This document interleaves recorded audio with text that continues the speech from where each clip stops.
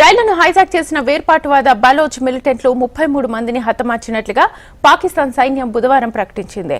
సుమారు 425 మంది ప్రయాణికులతో క్వెట్టా నుంచి పెషావర్ వరకు వెళ్తున్న జాఫర్ ఎక్స్ప్రెస్ ను బలోచ్ లిబరేషన్ ఆర్మీ వేర్పాటువాదులు బోలోన్ ప్రాంతంలో హైజాక్ చేశారు.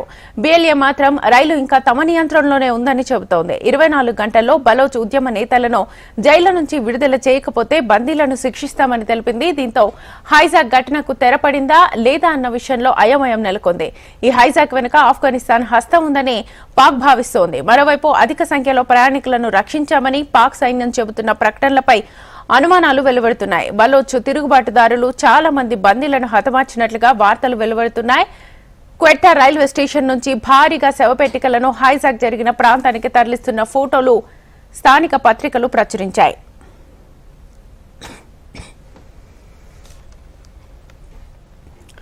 రైల్లోకి మిలిటెంట్లు ప్రవేశించిన వెంటనే ప్రయాణికుల ఐడీ కార్డులు తనిఖీ చేశారు. సైన్యం భద్రతా దళాల్లో పనిచేసే వారిని గుర్తించి వేరు చేశారు. 2 సైనికులను తమ ముందే కాల్చేశారని ఓ ప్రయాణికుడు తెలిపారు. రైలు హైజాక్ కు సంబంధించి ఓ వీడియోను మిలిటెంట్స్ విడుదల చేశారు.